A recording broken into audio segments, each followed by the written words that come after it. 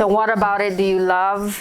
What ignites your best energies? You got it, Yanti? Yeah.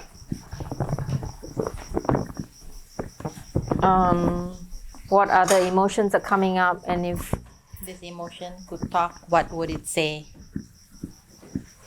What I understand, there's the civil society and the infrastructure things. You've included both on the Sabah side and the Philippine side in this layout. And I'm surprised that the Philippine side is included in this, but that makes me excited and happy that they're represented. In whether it's for good or for bad, at least they're there. Sorry, I'm going to be on this side now. What I love about this and what ignites my best energies is that there exists an Ilan.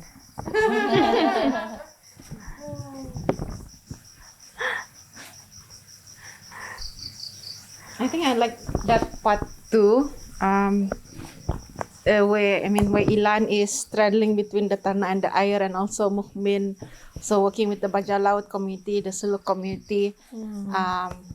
So that those bridges lah there. We're going to the south. What are the key conflicts and hard truths that you are facing going forward? What are the key conflicts and hard truths that you are facing going forward? The Malaysian and the Philippines civil society groups and infrastructure are still very on the periphery and far away from each other. There's no connection. Brown and the white. A lot of kelompok and division. Kelompok and Division. division. I see. I feel kind of alone there. I feel we have the learning centers, auntie and uncles running the centers, and we have Mukmin very much in the community. Sometimes he comes to the middle a bit, but in terms of like, my role I feel is like, how do, listen to that community, listen to the what is coming from there and what is coming from there, and how do we come to a middle ground, and how do we move forward? So, but it feels a little lonely there. So it's always been a constant battle between different races. If a political party wins, like a Eastern-based political party wins, others will assume, they're going to fill all the government positions with their own kind of people. And then the West Coast people will be feeling like tend to lose out. So there's that constant fight between them and jealousy between them. Like government post always dusun and kadazan, and itulah. Yeah. What are the key conflicts and hard truths that you are facing going forward? No, still here. So just the last round. As for me, I think there's still there's a gap, and there's a need more people or more stakeholders need to come in and do the intervention on this, because the key player is already there, but it's just need more support system. Like how we see the NCA just now, it's everything is there, but here it's clear that as for me, I see like the CSO is doing their own, like the LC, they're bridging the community of Tanah dan Air, and I feel like there's a need more solidarity from other CSO or other key player. Maybe there's also a lot of fear and confusion around wanting to advocate for this issue, because macam personally lah kan, I do see like how even people close to me, like my friends and family, react to undocumented people, stateless kids, macam tu ba. So maybe that's a clear divide also lah, why there's so little people who are actively trying to bring this up kan. The disruption it might cause, all that possibility lah. So yeah. Also, I think why it's not so big kan, macam everyone here is playing safe. Yeah. That's a good point. That's a very good point. Yeah. Oh boy. Because we're so worried about the big T there, the trauma. Like because you can re-traumatize as well. So maybe we all do realize there's a trauma, kan? We don't want to re-traumatize. I think lah. Certainly that's my perspective, personally. Macam you see this in between these kelompoks kan, it's literally a line of politicians. They're like forming Except like, N. yeah, except N, who's like in between, like Boldly standing in the middle. yeah, she's the only tete. She's literally the only tete. So it's just something I just noticed. What is ending in this situation? Wanting to die, and what is wanting to emerge, wanting to be born? Organization of it, the neatness of it is too still. And when something is still, there's no movement. And when there's no movement, there's no action. When there's no action, there's no development. There's no shift, there's no change. So the stillness bothers me a bit because it doesn't allow for development, change. So I think the stillness of the organization is a problem. It needs to be messed up. If this continues to be still, kan, I wonder in the long run, like what kind of things would come out of, yeah, maybe from here, like I'm just wondering if because like when the Tanwo thing happened, it was a lot of stories, but one of it is to try to claim back some of the land, kan?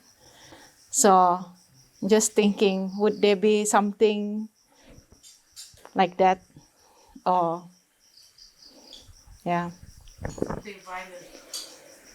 I'm hoping not, but I feel it's because we have this ALC, we are helping the undocumented, the stateless, and as they like as the children now we see them children bila they grow they understand what is their right, and they want to do more. If our people, I mean, if we the local here are not doing enough for them, and I don't know, like if like salah langkah kan, it might either turn not salah lah, like if any of the path they take kan, it might either go wrong or right. So it's like, I don't know, like it's just macam a fear lah for me personally.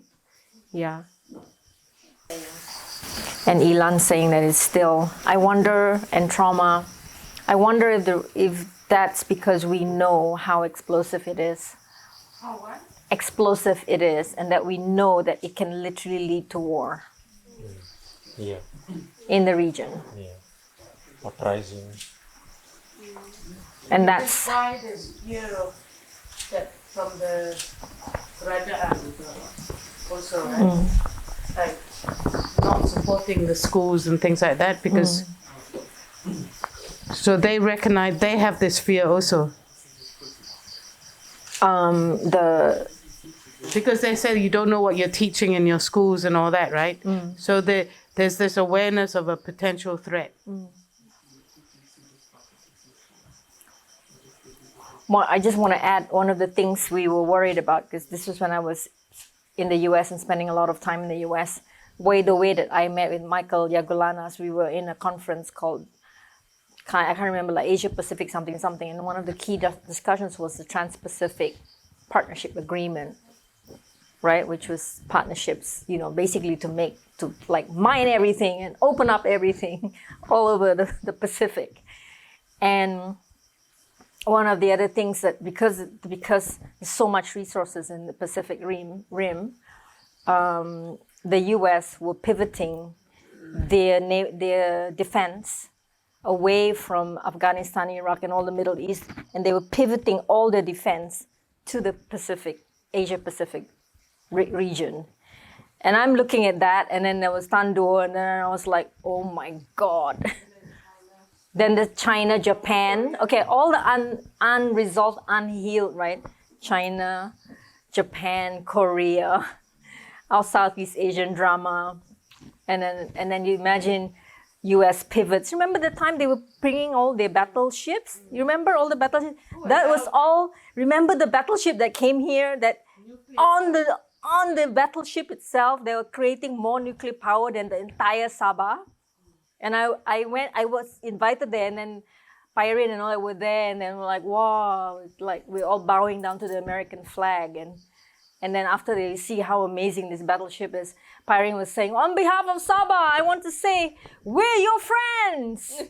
And then we all Nagaraku and blah, blah, God save, whatever, God save America. And then the drama of they lowered this part of the battleship, and then there were the latest state-of-the-art fighters, the jet fighters. And I was like, wow, and everybody but begini macam bowing to these gods of war, and I was like, whoa, this is so scary. Maika bulu kembang. Meanwhile, escalation has already started in southern Philippines with the Lumat killings. And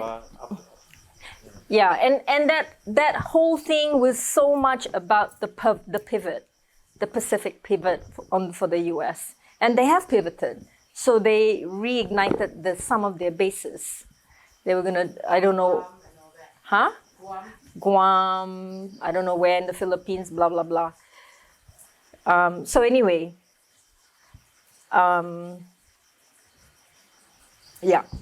volatility, I think. Volatility is maybe why there's this like... Sabah state and Malaysian country is politically unstable, and the same is true of the Philippines. So there's political instability in Sabah state, Malaysia federal, and the Philippines, and there's all the violence that's been happening in the southern Philippines. Though if you follow Philip Golingai on his social media, it sounds like Holo is becoming more organized.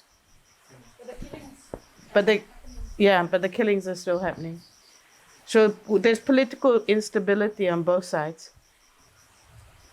After Duterte, they've got another election coming up. Marcos rising again.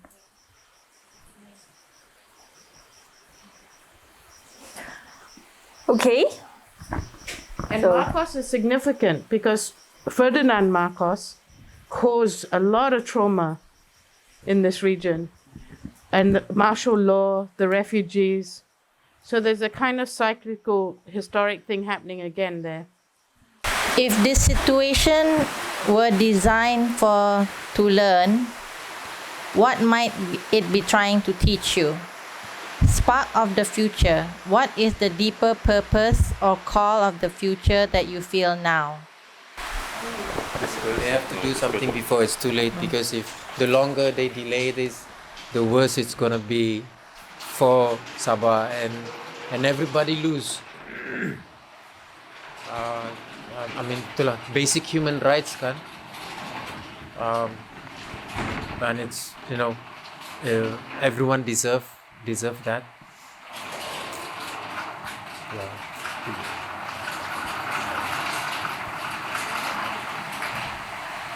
If we can somehow help politicians to see how urgent this is and how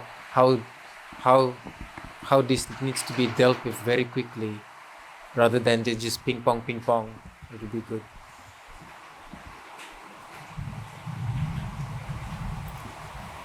Maybe we would be able to have lasting peace, because they can be weaponized at any time by any party. Itulah, the locals here need to accept and not in denial lah, like we are living on the same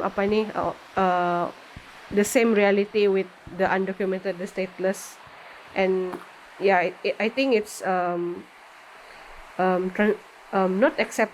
I'm not sure if everyone is aware of the trauma, but it's the reality that they need to accept and not just do the shortcut like hantar balik pergi negara dorang, which is they don't even have the origin in the first place. So it's like we have I think wearing the hat of like civil society here, I feel like there's a need for CSO to bring this to macam spark this conversation healthily lah with them, like what caused them to reject these people. Because when we want if for me, I feel like if we want to say Sabah racist, tidak juga, still juga help them begitu. Tapi in terms of like having the fear of their privilege to be taken by another group is something that is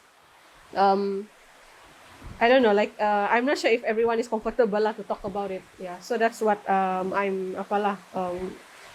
think need to deeper purpose, like deeper purpose like for the public itself. Yeah.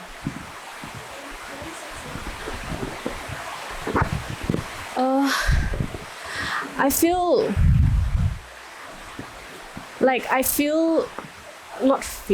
but I can sense Anne's really deep loneliness here. I can sense Anne's really deep loneliness in this position. And I really feel like there needs to be more support somehow. So that, I feel, is the call. Because, like, kesian ba? Dia satu orang saja ba di sini? Careful. Yeah, di situ. But there's no reinforcement at all here. And there's just this, like, space. And it feels so empty to me. And, you know, I'm just looking at this and I just feel really sad, actually. Yeah.